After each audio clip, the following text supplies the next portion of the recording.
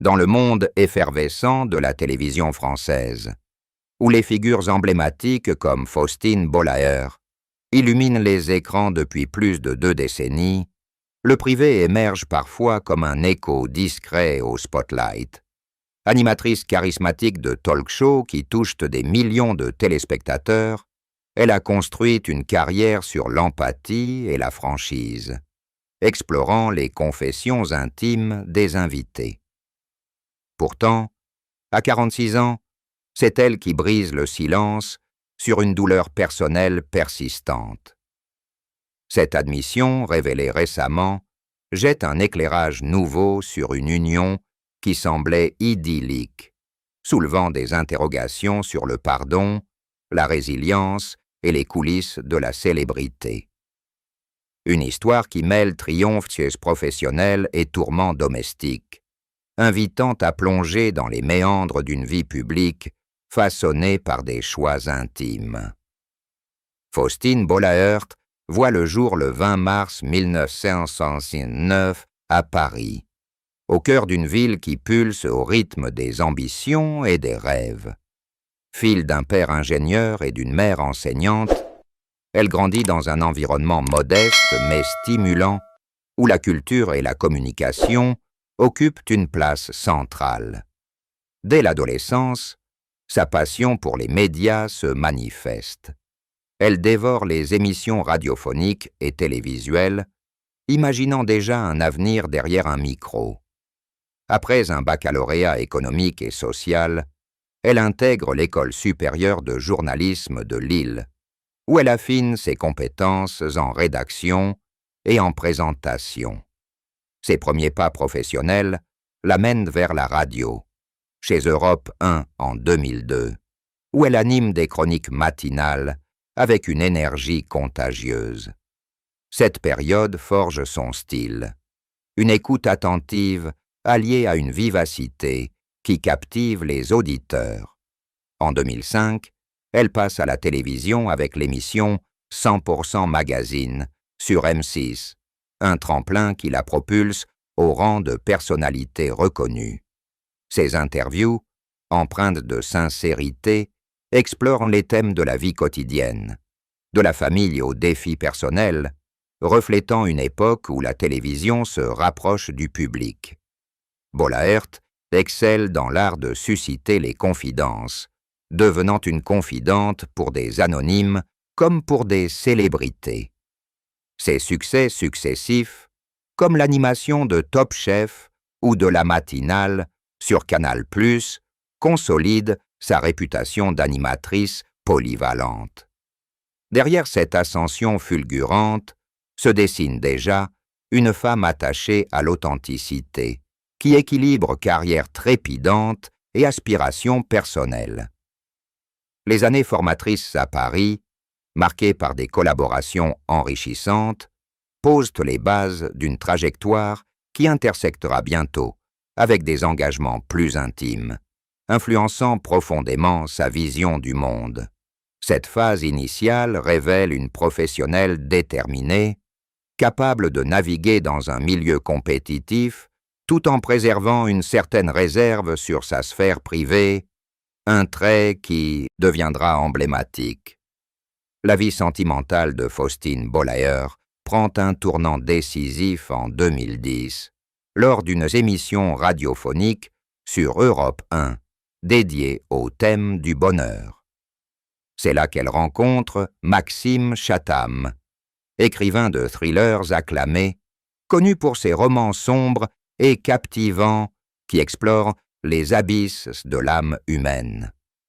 Leur échange, fluide et complice, marque le début d'une idylle fulgurante, un coup de foudre intellectuel où les mots deviennent le lien primordial. 2 ans plus tard, en 2012, ils officialisent que leur union lors d'une cérémonie intime, entourée de proches, dans un cadre parisien serein. Ce mariage, perçu comme un conte de fées moderne, unit 2 mondes distincts, celui de la télévision effervescente et celui de la littérature introspective. Ensemble, ils forment un couple complémentaire, où les discussions nocturnes sur les récits et les émotions alimentent une connexion profonde. La naissance de leur fille Abby en 2013, suivie de leur fils Peter en 2015, transforme leur duo en famille unie, installée dans une maison près de Chantilly, à l'écart du tumulte urbain. Bollaert évoque souvent dans des entretiens la joie de cette maternité, décrivant Chatham comme un partenaire attentif et créatif, qui infuse leur quotidien de mystère et d'aventure. Leur complicité publique, visible lors d'événements ou sur les réseaux sociaux, renforce l'image d'un amour solide, résistant aux pressions du show business. Pourtant, cette période harmonieuse cache déjà les germes de complexité future, où les carrières divergentes commencent à peser sur l'équilibre conjugal. L'union avec Chatham symbolise pour Bollaert une ancre dans la tempête professionnelle, un havre où elle puise force et inspiration. Ces années de construction familiale illustrent une femme en pleine maturité, naviguant entre rôles d'animatrice empathique et de mère dévouée, avec un mari qui incarne la stabilité créative.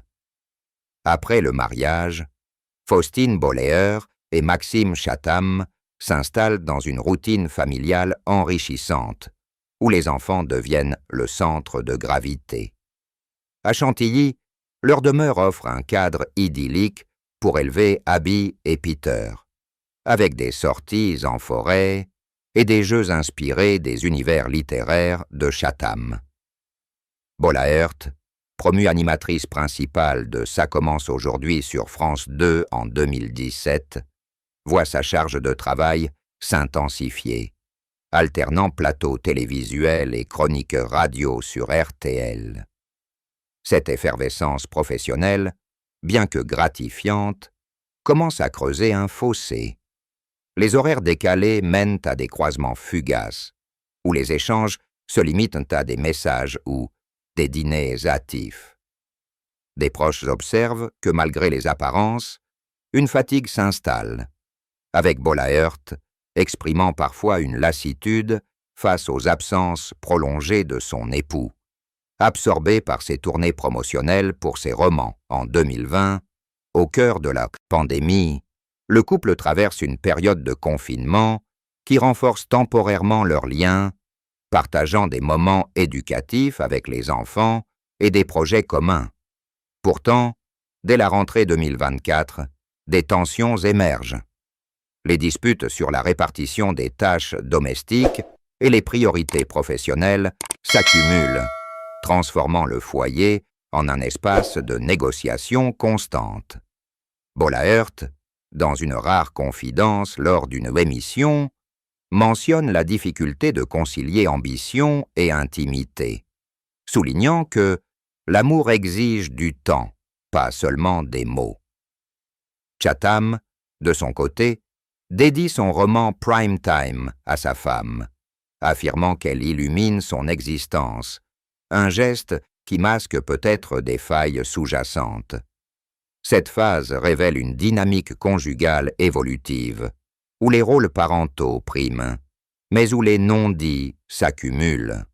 La famille reste un pilier, avec des célébrations comme l'anniversaire d'Abby en juillet 2025, où Bollaert publie des photos joyeuses taguant son mari, signe d'une façade maintenue. Ces premiers signes de fissure préfigurent une évolution plus profonde, où le pardon devient un enjeu central, influençant le cours de leur histoire commune. Dès les années suivantes, le mariage, des murmures discrets circulent dans les cercles médiatiques parisiens, évoquant des désaccords larvés au sein du couple Bollaert-Chatham. En 2018, lors d'une pause professionnelle de Bollaert pour sa seconde grossesse, des articles spéculent sur les pressions exercées par la carrière de Chatham, dont les voyages fréquents pour des festivals littéraires laissent la jeune mère seule face aux responsabilités quotidiennes. Ces rumeurs, amplifiées par des sightings isolés de l'animatrice lors d'événements sans son époux, suggèrent une distance émotionnelle croissante, bien que le couple maintienne une image unie sur les réseaux. Des amis intimes rapportent des conversations où Bollaert exprime une frustration contenue, liée à des incidents passés non résolus, comme des malentendus sur la fidélité ou la priorisation des carrières respectives. L'ombre du passé se profile particulièrement autour d'une période en 2022, où un projet télévisuel avorté de Chatham aurait créé des tensions financières et émotionnelles, forçant Bollaert à endosser un rôle de pilier familial. Les médias people, sans preuve formelle, évoquent des crises silencieuses, gérées en privé, avec des thérapies de couple tentées discrètement. Cette atmosphère de suspicion nourrit une curiosité publique, où les fans analysent chaque post Instagram pour y déceler des indices. Un sourire forcé ici, une absence notable là. Bollaert, fidèle à sa discrétion, détourne les questions en interview, se concentrant sur ses succès professionnels comme l'audience record de son émission. Chatham, quant à lui, infuse ses écrits de thèmes de trahison et de rédemption, ce qui alimente l'essai interprétation autobiographique. Les ombres s'épaississent en 2024, avec des rapports indiquant que des disputes récurrentes sur l'éducation des enfants, Bollaert optant pour une approche structurée, Chatham pour une plus imaginative, exacerbent sur les divergences. Des experts en relations conjugales notent que de tels couples, exposés à la lumière des projecteurs, accumulent des griefs non exprimés, menant à une érosion progressive du lien. La famille, malgré tout, reste soudée lors des vacances annuelles, masquant les fissures sous des photos familiales idylliques. Ces rumeurs persistantes créent une narrative de couple en péril où le pardon apparaît comme un fil conducteur manquant, influençant les décisions futures. L'entourage observe que Bollaert, de plus en plus indépendante, commence à envisager une vie professionnelle recentrée sur Paris, signe d'un détachement progressif.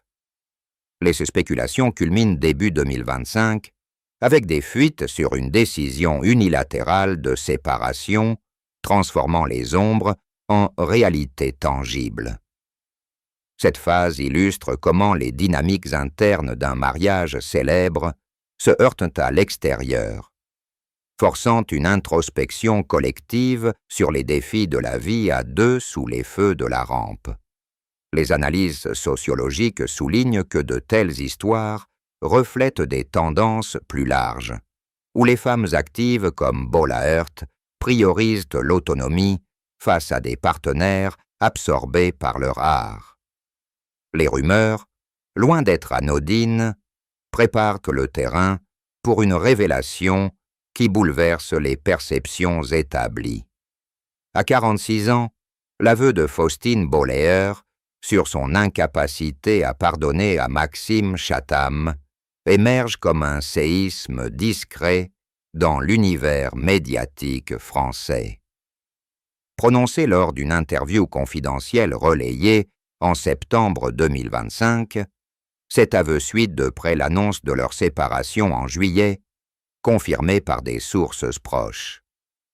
Bollaert décrit une accumulation de déceptions remontant à des épisodes spécifiques du passé conjugal, où des promesses non tenues et des absences émotionnelles ont creusé un fossé insurmontable. Elle explique que malgré les efforts de thérapie et les tentatives de réconciliation, un noyau dur de ressentiment persiste, lié à des manquements perçus comme irréparables. Cette confession, livrée avec une sobriété mesurée, met en lumière les motivations d'une femme qui, après des années de silence protecteur pour le bien des enfants, choisit la transparence pour clorer un chapitre douloureux. les motivations profondes s'enracinent dans son évolution personnelle. En tant qu'animatrice spécialisée dans les récits de vie, elle refuse désormais de perpétuer une façade qui contredit ses valeurs d'authenticité. Des observateurs notent que cet aveu coïncide avec son déménagement à Paris, symbolisant une quête d'indépendance professionnelle et affective. Bollaert détaille des moments clés comme des disputes intenses, en 2023, autour de la gestion familiale pendant ses absences pour tournage, où Chatham aurait priorisé son écriture au détriment du soutien mutuel. Elle admet que l'absence d'étincelles, mentionnée par des insiders, découle d'un pardon jamais accordé, rendant toute reconstruction impossible. Cette révélation, analysée par des psychologues des relations, illustre un processus de libération thérapeutique, où l'expression verbale libère des charges émotionnelles accumulées. La famille reste prioritaire. Elle insiste sur une coparentalité harmonieuse, avec des échanges réguliers pour Abby et Peter, évitant tout conflit ouvert. Les réactions initiales de Chatham, décrit comme effondrées, soulignent son regret, mais Bollaert affirme que la décision est irrévocable, motivée par un besoin de paix intérieure. Cet aveu approfondit les motivations sociétales. Dans un contexte où les femmes de 40 ans réévaluent leurs unions, il reflète une affirmation d'autonomie. Des trames narratives similaires dans d'autres couples célèbres renforcent cette perspective, montrant que le non-pardon peut être un acte d'empowerment. Bollaert, en choisissant de parler, transforme sa vulnérabilité en force, inspirant potentiellement ses auditrices. Les coulisses de cet aveu incluent des mois de réflexion, influencés par ses propres émissions, où elle encourage les invités à affronter leur vérité. Ainsi, les motivations s'entremêlent entre personnel et professionnel, marquant un pivot dans sa trajectoire. Cette confession, loin d'être sensationnaliste, équilibre émotion et rationalité, invitant à une compréhension nuancée des dynamiques conjugales. Elle révèle une Bollaert mature qui priorise la guérison sur l'apparence et pose les bases pour une nouvelle phase de vie. La révélation de Faustine Bollaert déclenche des ondes de choc multidimensionnelles, touchant d'abord le noyau familial avec une intensité palpable. Pour Abby et Peter, âgés de 12 et 10 ans, la séparation implique une reconfiguration quotidienne.